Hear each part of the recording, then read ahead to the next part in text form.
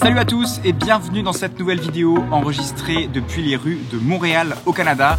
On a décidé de venir ici avec Lucas pendant une semaine environ pour déconnecter un peu du quotidien à Paris, découvrir une nouvelle ville et surtout pour rendre visite à Antoine, un pote à nous qui habite ici depuis un peu plus d'1 an. Dans cette vidéo, je vais vous donner mon avis sur le Canon EOS R après 3 semaines d'utilisation intensive. Alors vous inquiétez pas, j'ai pas changé de caméra, mon boîtier principal reste le 1DX Mark II, mais grâce à un prêt de Canon, j'ai pu filmer ma dernière vidéo de voyage à Tahiti avec ce boîtier, le EOS R et mes optiques EF. Avant de vous dire ce que j'en pense, je vous rappelle que si vous voulez recevoir mes tutos directement dans votre boîte mail, des astuces bonus sur la vidéo et surtout être tenu au courant du lancement de mon école de vidéo en ligne dans les semaines à venir, vous pouvez vous inscrire à ma newsletter Le Club Grain en cliquant juste ici ou sur le lien en description.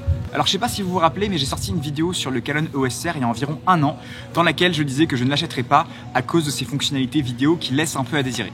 Et bien j'ai bien fait de le prendre en main puisque après ce test à Tahiti et malgré ses specs pas incroyables, il y a un élément, un setup particulier qui a rendu l'expérience vidéo de ce boîtier beaucoup plus agréable que celle de tous les autres réflexes et hybrides du marché que j'ai pu tester jusqu'à maintenant. En tout cas, si on reste sur un usage vidéo de voyage ou vidéo de type run and gun comme des événements, des mariages, où vous devez être très réactif et saisir rapidement des instants précis. Cet élément, c'est la bague d'adaptation drop-in RF vers EF avec filtre ND variable intégré. Pour rappel, étant donné que le EOS R a une nouvelle monture RF, Canon a fabriqué 3 bagues d'adaptation qui permettent de fixer vos optiques EF sur le boîtier.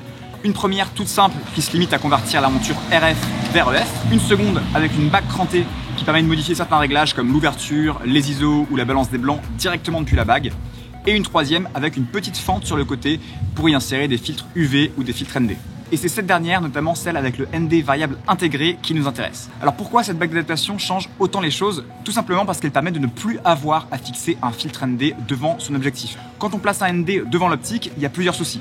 Déjà, on perd du temps puisqu'il faut visser et dévisser le filtre ND selon les conditions lumineuses et les changements d'objectif.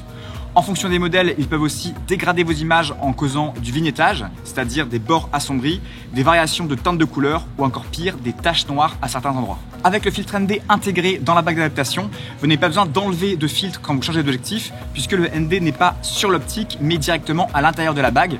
L'amplitude entre le ND minimum et le ND maximum est aussi beaucoup plus importante, donc vous pouvez conserver le ND dans la bague, même en conditions de basse lumière. Enfin et surtout, vous n'avez aucun shift de couleur, vignettage ou tache, puisque le ND est placé près du capteur. Vous pouvez donc conserver un look cinéma en toutes circonstances et être beaucoup plus réactif, et je peux vous dire que sur le terrain, ça change tout, l'expérience de tournage est vraiment simplifiée. C'est pour cette raison, cette combinaison spécifique boîtier plus bague que j'ai adoré filmer avec le EOS R à Tahiti, et même si les specs de ce boîtier restent toujours insuffisantes pour mes usages, je peux vous assurer que si la prochaine version du EOS R nous propose de la 4K à 50 images par seconde non croppée ou moins croppée et du 100 images par seconde en Full HD avec un autofocus qui fonctionne, il est fort probable que je revende mon 1DX et switch sur ce nouveau boîtier.